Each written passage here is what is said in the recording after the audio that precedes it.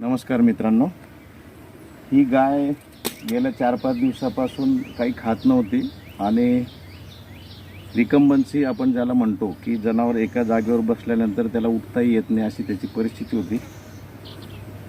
तिला डायरियाचा पण प्रॉब्लेम होता मोठ्या प्रमाणामध्ये। 8 दिवसापूर्वी तिला लूज मोशनचा प्रॉब्लेम असल्यामुळे खूप जास्ती प्रमाणात डिहायड्रेशन होतं, त्याला पण 3rd डिग्री डिहायड्रेशन म्हणू। मग आम्ही तिला जेव्हा अटेंड केलं त्यामुळे जी लक्षणं होते त्याच्यावरून रिहायड्रेशन करण्यासाठी तिला जवळजवळ रोज 4 ते 5 लिटर IV फ्लुइड्स आम्ही देत गेलो। 3 दिवस ती जनावर खूप चांगले राहिली ती गाय, मात्र 4थ्या दिवशी रात्री ती मेलेल्या अवस्थेमध्ये वाड्यामध्ये मिळाली। तर आज आम्हाला जी शंका होती की तिच्या पोटामध्ये प्लास्टिकच्या पिशव्या असाव्यात खूप मोठ्या प्रमाणामध्ये, असं आम्हाला शंका असल्यामुळे, कारण की ही गाय गावात चरणारी गाय होती आणि ती गोशाळेत त्या ओनरने दिलेली होती दान म्हणून। मग आम्ही आज तिचं PM केलं असता तिचे पोटाचा जो मेन कप्पा असतो रुमेन, त्याच्यामध्ये हे बघा, हा जो ढीग दिसतोय हा पूर्णपणे प्लास्टिकच्या पन्न्यांचा आहे।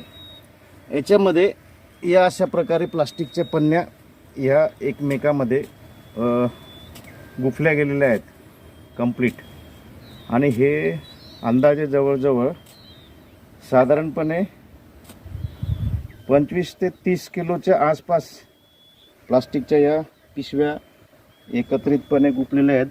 आपण बघू शकतात की ते एकमेकापासून वेगळं देखील होत नाही असं हे अवजड असं मटेरियल आहे।